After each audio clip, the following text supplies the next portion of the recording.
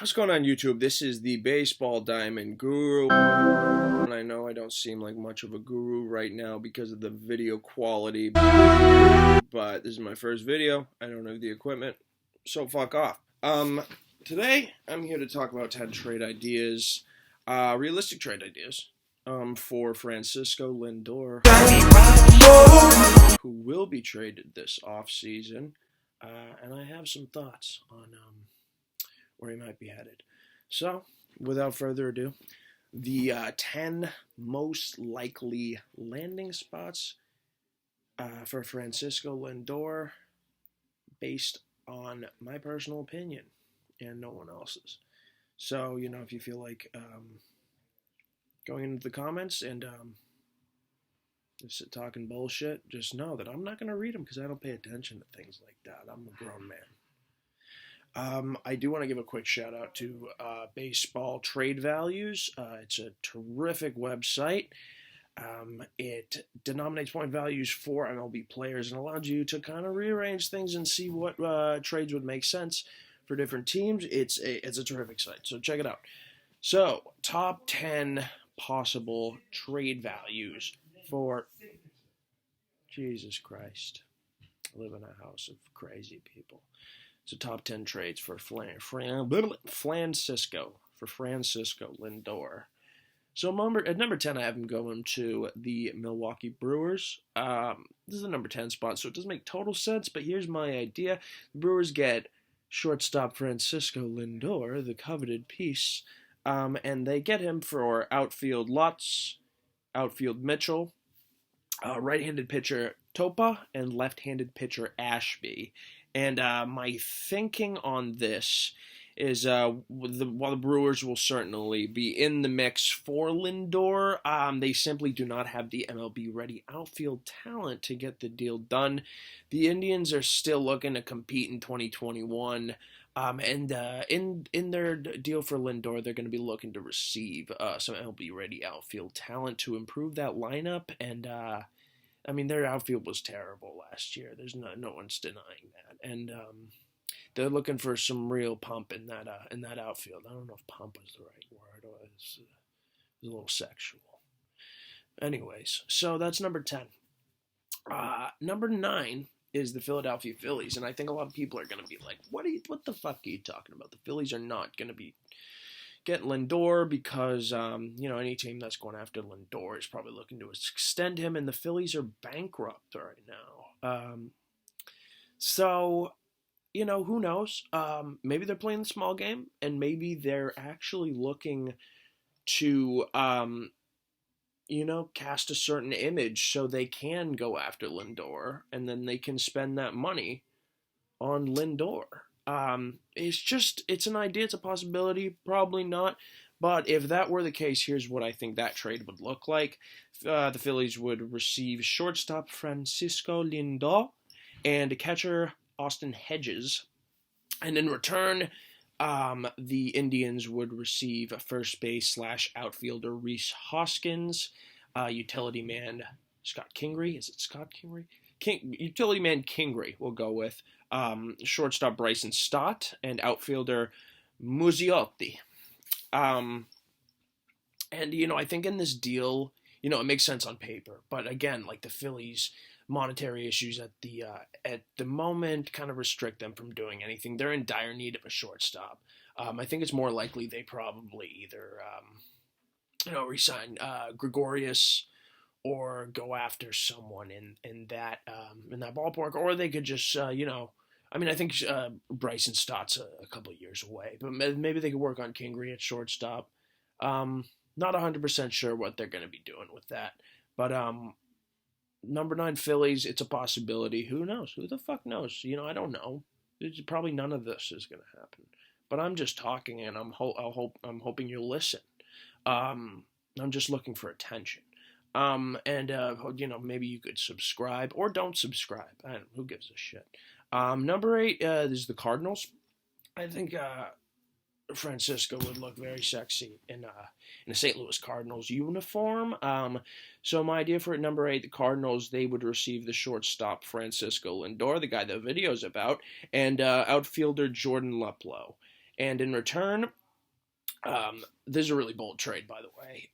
The Indians would get Dakota Hudson, right-handed starting pitcher, outfielder Harrison Bader, and outfielder Cedeno. Fucking blow me. So, if you start to hear my trades here, you might be like, this guy doesn't know what he's talking about, and I'm going to sign off. But I promise you they get more realistic. We're only at number 8 here, and there's some of this is just filler. But this is a bold prediction, and I can see both teams being hesitant on this one. But also, I think, if the Cardinals really felt like they needed that upgrade and they wanted to move to get Lindor, I think this would be really enticing for the Indians. Bader's not really exactly the type of outfielder they're looking for right now. But to an already solid rotation like the Indians have, adding Dakota Hudson would be huge because he has the potential to be really good. He could be like another Plesac, potentially. So that's number 8, the Cardinals. Number 7, the Giants. And this is where we start to get into territory that makes a little bit more sense. And as number 7, the Giants, I have them receiving shortstop Francisco Lindor and outfielder Oscar Mercado. And I have, in return, going to the Indians, Austin Slater, outfielder Matos, outfielder Canario, and the right-handed relief pitcher Reyes Moranta. Again, still we're at 7, so we're not, clearly we're not into the thick of it, but I could see this as a realistic trade option for the Indians. And here's why. The Giants, they're looking for an identity right now, and Lindor would give them that. And while they do really need pitching, they're looking to spend right now, and they could do that on the free agent market. They already got Gossman. Maybe look into somebody like Paxton. I don't know, Taijuan Walker. Who gives a shit? But a Lindor would be huge for them, and I think the deal makes sense for the Indians as well because you get an outfielder like Austin Slater, who is a highly productive outfielder. I think he's pretty underrated. I think someone like me says highly productive outfielder. You're like Austin Slater. I don't even know who that guy is, but, he had a really good season this year. And, I think he looks like, someone that would fit really nicely into that Indians lineup. Of course, they're also giving up Oscar Mercado, but they get 2 solid outfield prospects that they could, kind of move around and see what happens there. And relief pitcher and Reyes Moranta to take the place of Brad Hand. And Reyes Moranta's young, and he's big. And he looks like he throws hard. I don't know too much about him, but I know he could end up being pretty good through my franchises in MLB The Show. You should just base all your knowledge off of MLB The Show, really. That's what I'm saying. Number 6, I have the Cincinnati Reds. And this is the deal I would really like to have happen. Because I like the Reds, and they're in desperate need for a shortstop. And Francisco Lindor would be kind of perfect to them, is what I think. And here's the trade I have. So I have Lindor going to the Reds for outfielder Jesse Winker. Right-handed pitcher Green, and then right-handed pitcher Ashcraft. And the reason I think this deal makes sense is, I think the Reds will feel like they're giving up a lot with this deal, but it's Francisco Lindor. And, you see that the Reds seem to be a little squeamish with their cash this offseason. And I think it could be because they're looking to make a push for Lindor. And if they did, they'd be looking to extend him. And I think if you're going to get Lindor and an extended Francisco Lindor, I think it's worth giving up Jesse Winker and 2 solid pitching prospects. And that in turn is what the Indians would be receiving. Jesse Winker and 2 solid pitching prospects. I mean, Winker's kind of like the ideal outfielder that they're looking for right now. He's young, he has a good upside, and he hits for power. And he would add a lot to that really dismal and flaccid, if I may, Indians lineup. Not to offend any Cleveland fans. I mean, your city is an abomination. But besides that, at number 5 is the Marlins, and this is another interesting one.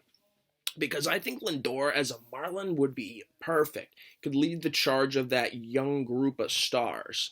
I think that could be like brilliant for a Marlins franchise that's just traded away all their good talent. Christian Yelich. And in this trade, they'd be receiving Lindor and outfielder Jordan Luplow, and in return, the Indians would be getting outfielder / third baseman Brian Anderson. They'd be getting also outfielder Corey Dickerson, right-handed pitching prospect Cabrera, and left-handed pitching prospect Bleer. I don't know if I'm saying that right, but I don't really give a fuck either.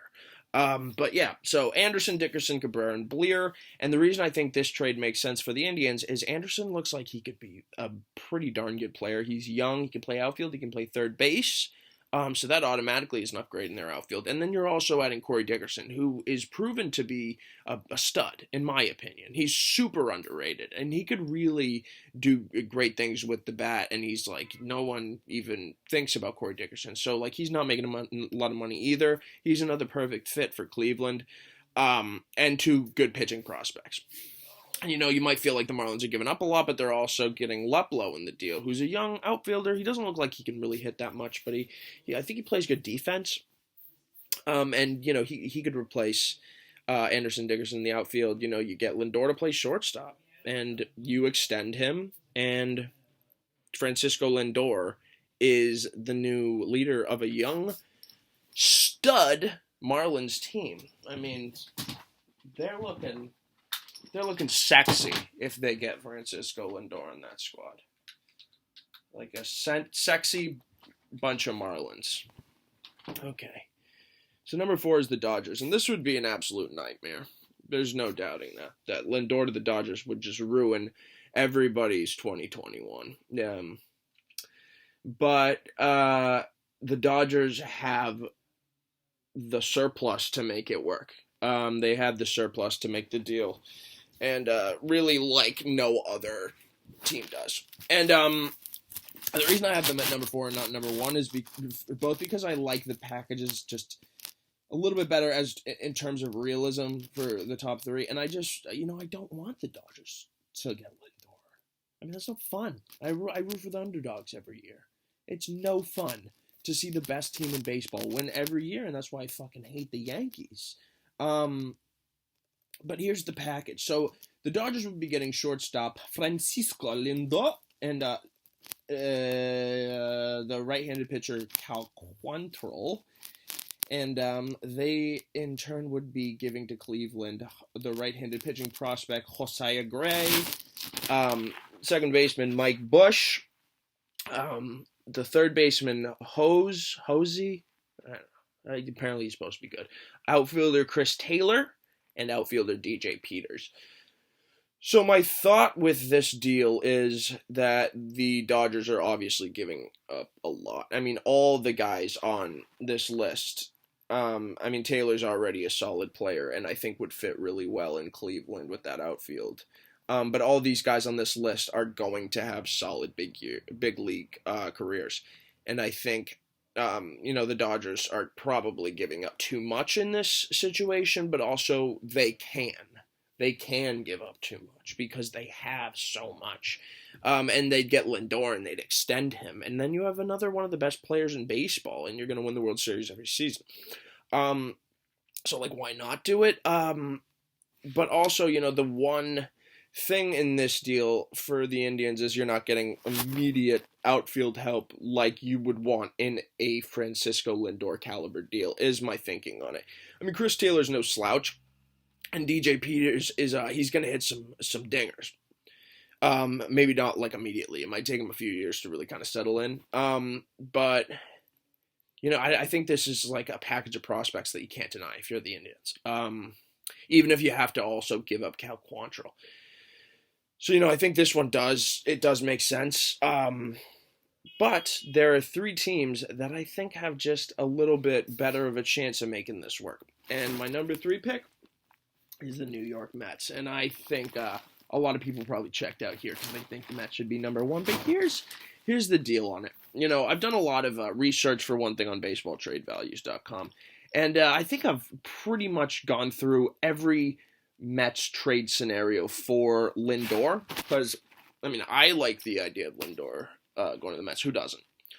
But, I think a lot of people um, think that the packages that the Mets would have to give up for Lindor are a little more than they're willing to give.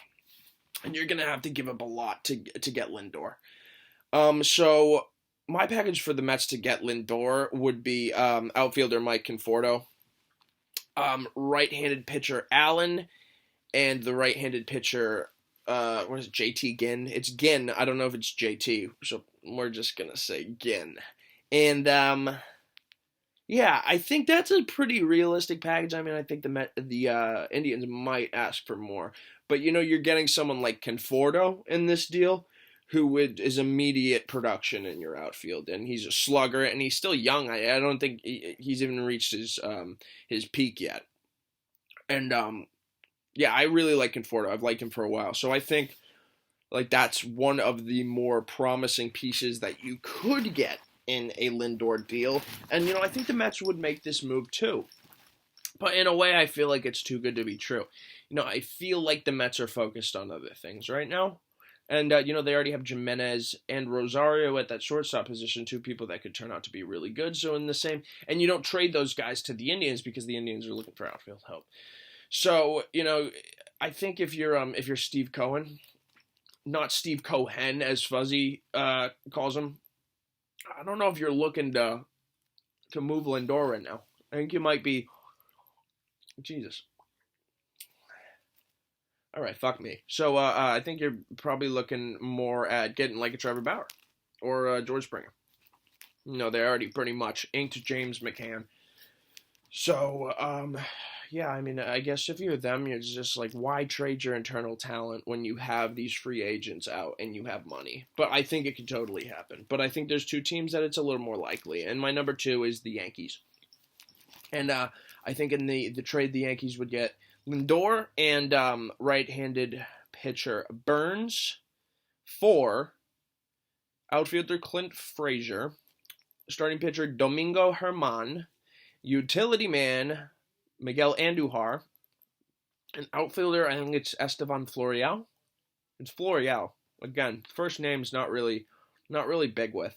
But yeah, so the reason I think that I think the Yankees are going to do something big this offseason, and if they miss out on LeMahieu, I can think you can almost bet your bottom dollar that the Yankees are going to be grabbing onto Francisco Lindor, and he's going to be wearing pinstripes in 2021 and beyond, if they don't get LeMahieu.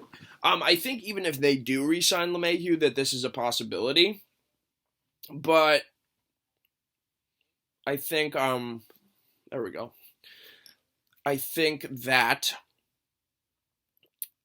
this trade makes a lot of sense, and I think that even if you sign LeMahieu, you want to make this deal as well. And you still got Gleyber Torres, but you make this deal. So you're giving up Frazier, who is an immediate upgrade in the outfield for the Indians. Young, he can hit, go back to Cleveland. And he had a great year last year. So, we can see what he does going forward. You're automatically upgrading your rotation. You got like a number 5 guy in Germán, who could actually end up being pretty good as well. You got a reclamation project in Miguel Andujar. He could, give you some production. He came in like second in Rookie of the Year. He had like 27 home runs like 2 years ago. People give up on him so easily. Yet who knows? Change scenery. He could pop off and be just as good as he was, if not better. And then Florial's an outfield prospect who is pretty highly touted. So, I think if you're the Indians, you also make that deal. I think that's going to be one of the most enticing deals on the market. And I think the Yankees pull the trigger regardless of if they re-sign LeMahieu or not. I think if they don't re-sign LeMahieu, you can absolutely bet your ass that this happens. Lindor at short, Gleyber at second, back to his, I would say, more natural position. LeMahieu at first and Urshela at third. But if they do re-sign LeMahieu, I don't know, maybe you go Lindor at short, maybe Gleyber. Maybe Gleyber DHs. I mean, they got Stanton. I don't know. It's complicated, but I think that they will make room for Lindor even if they sign LeMahieu because It's Francisco Lindor. He's one of the best players in baseball. I mean, have you seen the guy? And he's got charisma. And number one, this is my pick, and I'll talk about my prediction after, salary-wise and extension. But my pick's the Toronto Blue Jays. The Blue Jays have been looking like they're going to make a splash all offseason. You know, they're eager. They have the money to extend Lindor. I think they would be the most readily available team to extend Lindor if they made this deal. And my deal that I have for them is them trading outfielder Lourdes Gurriel Jr., who's like the main part of the package. First baseman Rowdy Tellez, right-handed pitcher Kloffenstein, and then right-handed pitcher Sean Reed-Foley. And those guys would head over to the Indians in this trade. And the reason why I think this trade makes the most sense for the Indians is you get not only a replacement shortstop for Lindor for maybe right now. I mean, it depends on where you want to play him. You can also play him in the outfield in Lourdes Gurriel. I mean, Gurriel is a soon-to-be all-star, in my opinion. He's a soon-to-be all-star that you're getting for a guy that you would only be having for 1 year. Lourdes Gurriel, he's the big part of this package. You could play him in the outfield, which they really need help in the outfield right now, so maybe you do that. But then also, you know, if you don't, you know, maybe some of your young shortstops don't end up working out, he could end up being your long-term shortstop, and then you make other moves in the outfield. I don't think the Indians' outfield is as bad as people think it is. I mean, clearly they need to make some moves, but you still have guys like Josh Naylor out there, and everyone thinks, okay, Naylor's going to go first base. You get a guy like Rowdy Tellez, that gives him options. You know, I don't necessarily know if Tellez is an everyday first baseman now or yet. You know, you could platoon him at DH. You could have Naylor play first, and you could stick somebody else in the outfield, Gurriel in the outfield. Or, you know, if you wanted to have Tellez play first and throw Naylor in the outfield, you just have an extra bat for that day. And I think Tellez, he's another guy that, you know, he does strike out a lot, but he has a possibility to be a 40 home run a year guy. And I might be 35. You know, let's be a little more realistic. But that's still, I mean, that's some production to get as like an ancillary piece in a trade. I mean, still the big piece is Lourdes Gurriel. And then you get two decent pitching prospects in Kloffenstein and Reed-Foley. And those guys could really help give them some depth. And, you know, I think the Blue Jays make this move every day. Every day. And, you know, I think they're probably the most likely to land Lindor. I don't know if this is going to be what the trade looks like. You know, I'm just fucking going on a whim. You know, my back really hurts, so I'm dealing with a lot right now, and I'm just trying to express to you people my thoughts about baseball. And finally, my final thought about Francisco Lindor is that after being traded to Toronto, he is going to sign a 12-year, $419 million extension with him. And so let's do the math here. I'd done it earlier, but now I can't exactly remember what the figure was. All right. Okay. So it was 419 divided by 12. And that's 34.9166666666, the number of the devil. And I think it would make the most sense for Lindor to be making around $34 million a year. I mean, it could be a record-breaking contract, that's for sure. He seems like he would, you know, should be making a $34 million average a year. I'm sure it'll probably be a backloaded contract, but you know, in 12 years, I think makes the most sense for someone like him. But you know, that's really it. That's all I got. This is my first video. You know, I hope you enjoy. I know that the camera quality sucks. Maybe like if you subscribe, it can. You know, I can get some real equipment, and then you can see me be me in HD. And that's all I got for you. Fuck off.